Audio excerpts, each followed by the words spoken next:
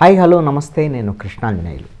ఆంధ్రప్రదేశ్లో కొత్త మద్యం పాలసీ రాబోతుంది.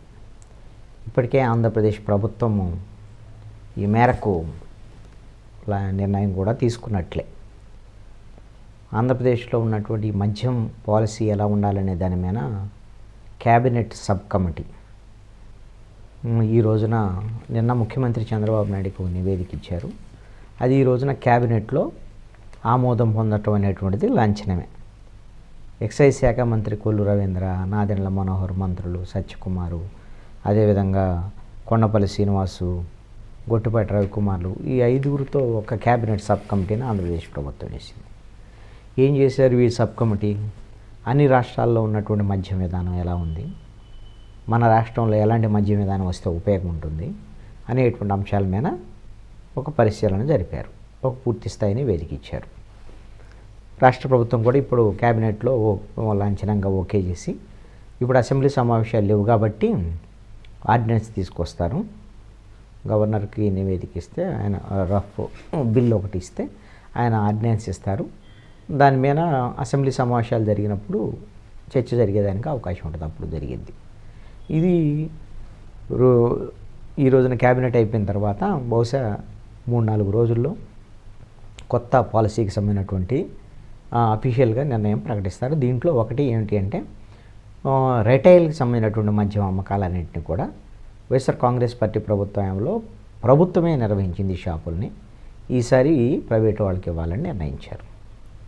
ప్రైవేటు వాళ్ళకి ఎలా ఇస్తారు అని అంటే, లాటరీ పద్ధతిలో లైసెన్సులు మంజూరు చేస్తారు. ఒక్కొక్కళ్ళు 2 లక్షల రూపాయలు డిపాజిట్ కట్టి వాటిని తిరిగి చెల్లించేటువంటిది కాదు ఆ 2 లక్షలు. ఒక్కొక్కళ్ళు ఎన్ని షాపుల కోసమైనా కానీ వాళ్ళు దరఖాస్తు చేసుకోవచ్చు. దరఖాస్తు చేసుకున్నటువంటి వాళ్ళకి ఎవరో ఎక్కువ వాళ్ళు కోట్ చేస్తే వాళ్ళకి లైసెన్స్ ఇచ్చేటువంటి విధానం ఉంటుంది.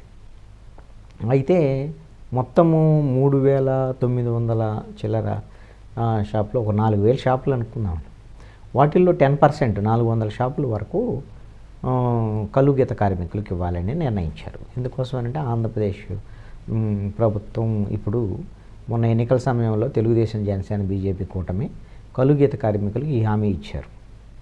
మీకు మేము 10% మీకే ఇచ్చేస్తాము ఆ విధంగా ఇచ్చిన తర్వాత మిగిలినన్నిటికి కూడా లైసెన్సులు ఇస్తారు. లాటరీ పద్ధతిలో ఎంపిక చేస్తారు. ప్రధానంగా ఏమిటి అని అంటే, గత 5 ఏళ్ల కాలంలో వైఎస్ఆర్ కాంగ్రెస్ పార్టీ ప్రభుత్వము దశలవారీ మద్య నిషేధం అని చెప్పేసి దాన్ని ఇంప్లిమెంట్ చేయకుండా కొన్నిసార్లు మద్యం రేట్లు పెంచటము, ఇవన్నీ చేయటం వల్ల ఏమైంది అని అంటే, మద్యం రేట్లు పెరగటం వల్ల గంజాయికి ఎక్కువ మంది అలవాటు పడ్డారు అనేటువంటిది ఈ క్యాబినెట్ సబ్ కమిటీ పరిశీలనలో తేలింది. అదేవిధంగా వైఎస్ఆర్ కాంగ్రెస్ పార్టీ ప్రభుత్వంలో అనేకమైనటువంటి మద్యం బ్రాండ్లు, అది కూడా తమ సొంత కంపెనీలకు సంబంధించినటువంటి వాటిని ఎక్కువ అమ్మకాలు చేయటం, కీలకమైనటువంటి అంతర్జాతీయ, జాతీయ స్థాయిలో నేమ్ ఉన్నటువంటి ఆ బ్రాండ్స్ను అందుబాటులో లేకుండా చేయటం, ఇలాంటివన్నీ చేయటం వల్ల నాణ్యమైన మద్యం కూడా అందలేదు ప్రజలకి అనేటువంటిది కూడా. అందుకనే తక్కువ రేటు ఉన్నటువంటి మద్యం ప్రజలకు అందుబాటులో ఉంచాలి అని ఆంధ్రప్రదేశ్ ఇప్పుడు కొత్త పాలసీలో తీసుకున్నది. దాని ద్వారాగా కొంత గంజాయి ఇలాంటి అక్రమ వీటి వినియోగాన్ని తగ్గించాలి అని, పక్క రాష్ట్రాల నుంచి మళ్ళీ మద్యం రాకుండా రేట్ల విషయంలో కూడా తగ్గించాలి అనేటువంటి అంశం కూడా నిర్ణయం తీసుకున్నటువంటి పరిస్థితి ఉంది. గత ప్రభుత్వంలో మద్యం తాగినటువంటి వాళ్ళ ద్వారా వచ్చేటువంటి ఆదాయం మీద కూడా బెవరేజెస్ కార్పొరేషను అప్పులు తెచ్చినటువంటి పరిస్థితి ఉంది. జగన్మోహన్ రెడ్డి తన సొంత ఆదాయ వనరుగా దాన్ని మార్చుకున్నారు. 19,000 కోట్ల రూపాయలు స్వాహా చేశారు అనేటువంటి విమర్శలు కూడా ఈ క్యాబినెట్ సబ్ కమిటీ చేసినటువంటి పరిస్థితి ఉంది. ఈ కొత్త మద్యం పాలసీ అక్టోబర్ 4వ తేదీ నుంచి అమల్లోకి రాబోతుంది. ఈ నెల కంటే 3-4 రోజుల్లో నోటిఫికేషన్ ఇస్తారు కొత్త షాపులకు సంబంధించి.